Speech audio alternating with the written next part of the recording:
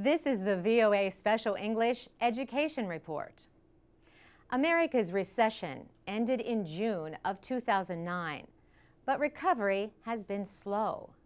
Many states face budget problems and have cut spending in areas including education. In California, thousands of teachers have lost their jobs. 60% of the teachers at the Mariposa Nabi Primary School in Los Angeles have received dismissal notices. Salvador Rodriguez, the school principal, has been able to provide computers for his students. We have to keep going and make it the best year possible with all these changes, he says. But fewer teachers mean bigger classes at his school. Mr. Rodriguez says there used to be 20 students to a teacher.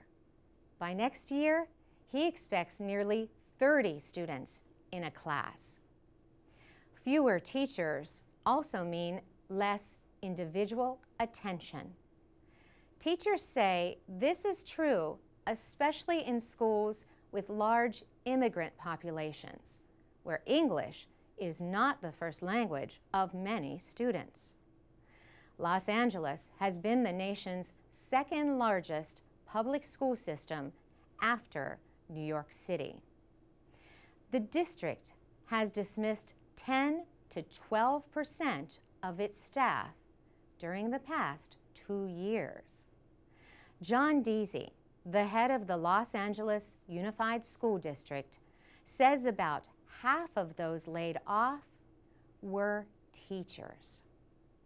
An education professor at the University of California, Los Angeles, John Rogers, says other states have also laid off teachers.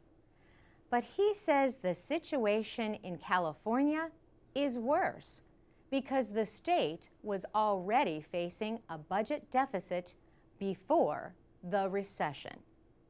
Also, California was spending less per student than the national average. Primary and secondary schools in California receive most of their funding from the state government. A.J. Duffy is president of the United Teachers Los Angeles Union. Mr. Duffy says the amount of funding each year depends on the economy.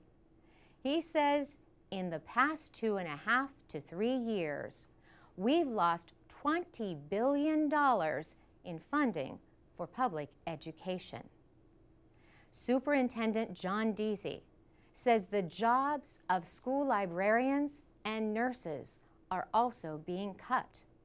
And he expects more changes if the state budget does not improve, like closing or combining schools. Most California school districts have already reduced the number of days per year that students must attend classes.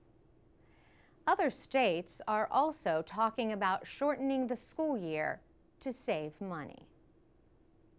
For VOA Special English, I'm Carolyn Presutti.